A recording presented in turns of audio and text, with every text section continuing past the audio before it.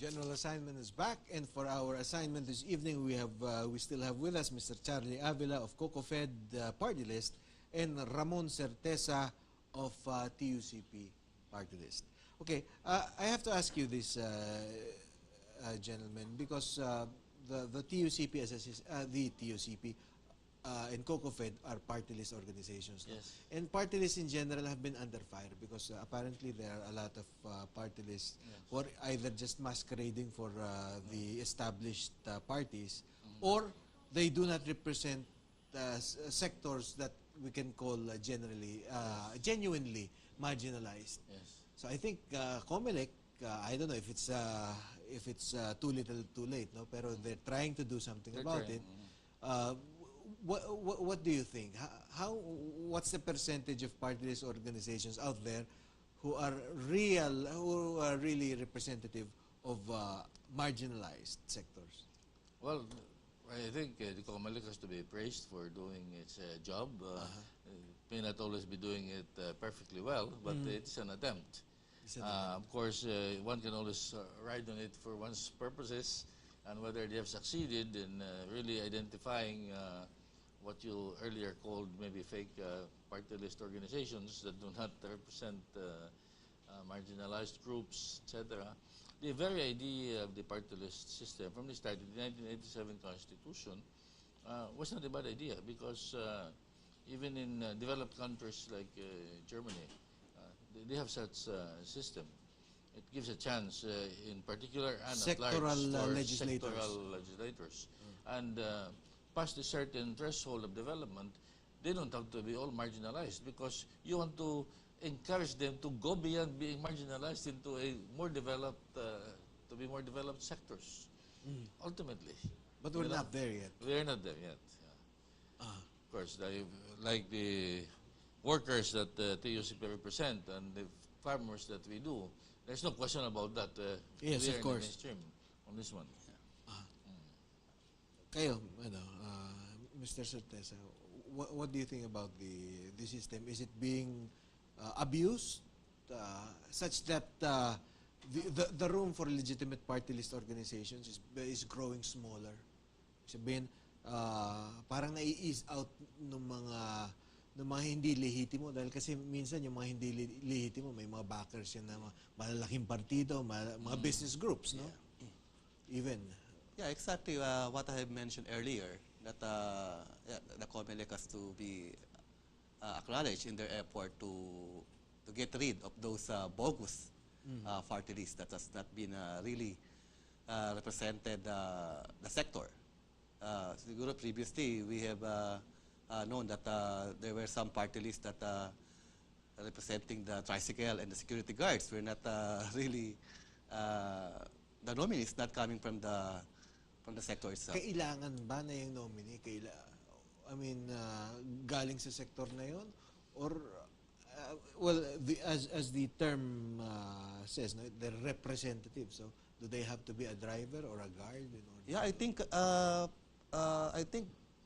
the nominee should come from the organization and representing the sector itself. Kasi para malaman niya yung interest, ano ba yung sentimiento at ano ba yung gustong ipaglaban ng sektor, ano ba yung kanilang mga atikain na gustong isulong. No? Kaya tingin ko, para maramdaman, no, at maiparating yung concern ng sektor, kailangan manggaling sa sektor.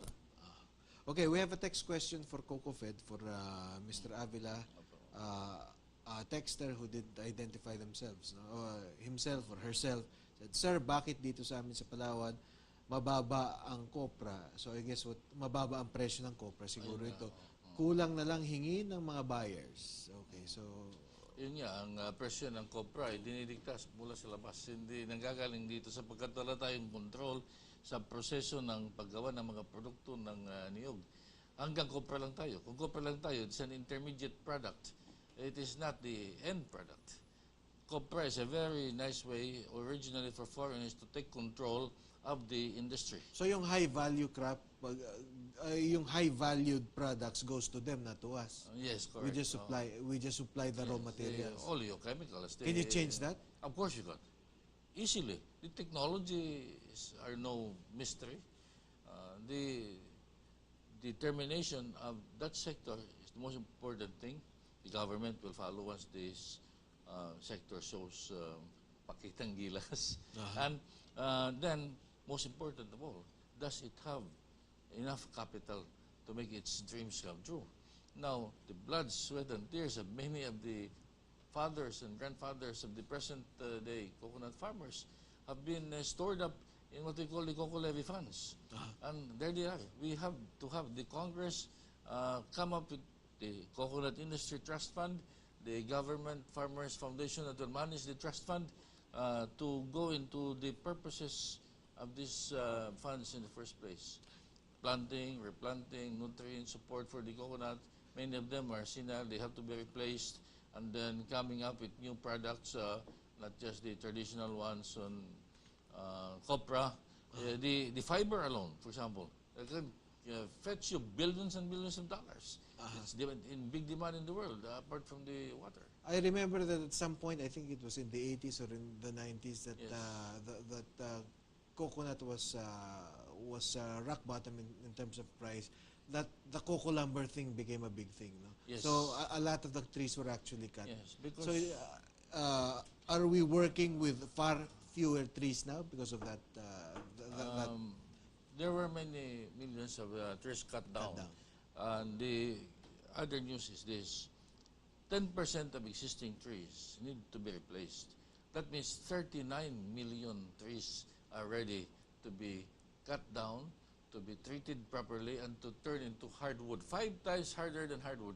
We have Philippine technology praised by the world in San Ramon, Zamboanga, that can give you, at the proper time that it is cut and properly treated, coconut lumber that is much harder than Nara. And look at that volume, 39 million trees. So my view of coco lumber before is basically construction material now for the scaffoldings, because it was not very strong. Softwood, because when you cut it down before And it's it rot. time, you're correct. Then You're telling us that there is a process to make that into... That's what I am saying. I announced that 20 years ago when I was in the PCA. And that technology is there. It is being adopted by other countries, but not by us. We don't have the orientation to go beyond copra as a sector. So we are hung up on copra.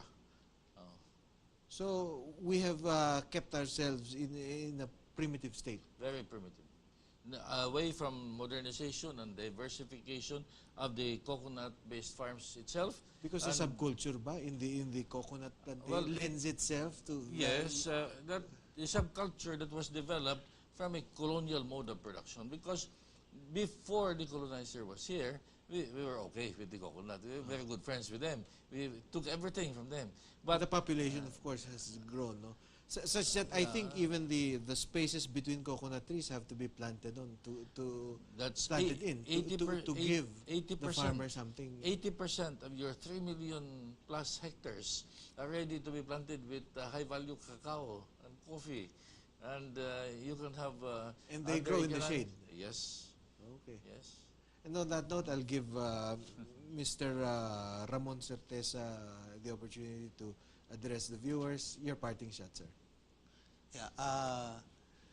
Ang pinapanawagan natin, no, sa TUCP, unang-una yung mensahe na gusto namin iparating na ang minumungkahi pa rin natin at sinusulong pa natin sa Kongreso, lalo na sa pagdarating, no? Itong usapin ng pasahod na napakaliit pa rin ng minimum wage, na patuloy pa rin kami maghahain ng petisyon sa mga regional wage board at maghahain din ng legislasyon for across the board wage increase. At tingin kasi namin na ang kasalukuyang minimum wage increase ay lubhang napakababa at hindi sapat, no? At so sa Abril yan, meron ng wage. Pero wala pa asahan po ng mga pangkaraniwang mga gawa na maghahain po kami sa darating na buwan ng aming pong panukalang petition for wage increase sa mga bawat rehiyon. Mr. Avila, your parting shots. Thank you very much. Gusto ko lang paabot sa ating mga tagapakinig na itong niyog ay magandang tingnan natin uli. Sapagkat I think we have here, finally, if you look at it closely, source of sustainable development for the country, for greater wealth and prosperity. It is also the secret of health for most of the world. So we have wealth for the nation, we have health for everybody. And